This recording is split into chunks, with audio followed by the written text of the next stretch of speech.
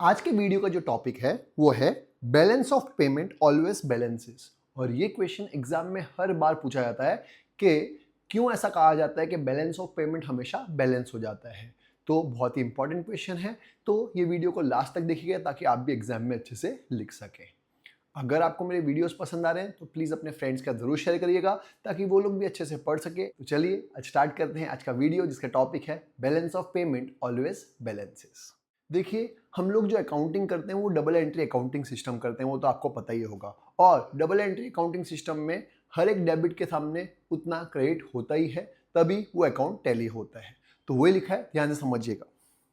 In accounting sense, the balance of payment must always balances. That is, debit must be equal to credit if entries are consistently made. अगर सारी entry consistently की है तो debit और credit हमेशा match कर जाएंगे। The balance of payment accounts are maintained in the form of double entry bookkeeping system. मैंने अभी आपको बताया कि जो हम लोग बुक्स ऑफ अकाउंट्स मेंटेन करते हैं वो कैसे करते हैं, डबल एंट्री अकाउंटिंग सिस्टम से करते हैं। वैसे ही बैलेंस ऑफ पेमेंट भी एक कुछ नहीं एक अकाउंट है जिसको भी हम लोग डबल एंट्री अकाउंटिंग सिस्टम से मेंटेन करते हैं। Thus, whenever there is credit for a country, there is corresponding debit for another country. इसलिए एक कंट्री का जो क्रेडिट होगा वो दूसरी कंट्री का डेबिट होगा ही होगा। And there is debit entry, और उसकी डेबिट एंट्री भी होगी ही होगी। The credit and debit account must be equal in accounting sense. Debit और क्रेडिट अकाउंट हमेशा इक्वल होता है अकाउंटिंग सेंस में। Is the meaning of the statement balance of payment always balances. इसलिए कहा गया है बैलेंस ऑफ पेमेंट हमेशा बैलेंस होता है। क्यों? क्योंकि एक कंट्री का जो डेबिट होगा वो दूसरी कंट्री का क्रेडिट होना ही है, और दूसरी कंट्री का जो क्रेडिट होगा इस कंट्री का डेबिट होना ही है। और बैलेंस ऑफ पेमेंट होता क्या है? दो कंट्री के बीच में जो भी इंपोर्ट एक्सपोर्ट हुए हैं उसका एक स्ट्रक्चर्ड स्टेटमेंट को बैलेंस ऑफ पेमेंट बोलते हैं। तो एक कंट्री का डेबिट दूसरी कंट्री का क्रेडिट ऑटोमेटिकली हो जाता है, इसलिए कहा गया है बैलेंस ऑफ पेमेंट हमेशा बैलेंस होता है। लेकिन ये सिर्फ और सिर्फ इंटरनेशनल ट्रांजैक्शन की बात हो रही है, दो कंट्री के बीच के बैलेंस ऑफ पेमेंट की बात हो रही है। एक कंट्री के अंदर ही हमेशा बैलेंस होगा ऐसा जरूरी नहीं है। तो वो लिखा है, at the same time it should also be noted here that while a country's international accounts must always balances, its own account need not be in equilibrium. जो उसके खुद के अकाउंट होते हैं वो इक्विलिब्रियम में हो जरूरी नहीं है, क्योंकि एक कंट्री के इंपोर्ट्स और एक्सपोर्ट्स एग्जैक्टली सेम नहीं हो सकते।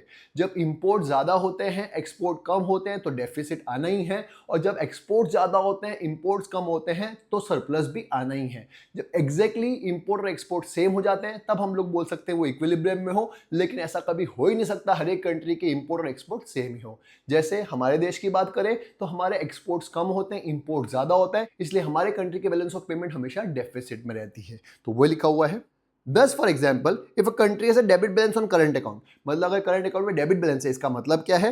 It means that it is either importing capital, या तो हम लोग कैपिटल इंपोर्ट कर रहे हैं on long or short term, or it's exporting gold or receiving donation from the foreign countries. तो ये सारे रीजन हो सकते हैं, या तो हम लोग गोल्ड एक्सपोर्ट कर रहे होंगे, या हमको बाहर की कंट्रीज से हमको डोनेशन मिल रहा होगा, या कोई और रीजन होगा, लेकिन कभी भी इक्विलिब्रियम में नहीं हो सकता। यही चीज को हम लोग इक्वेशन से समझते हैं।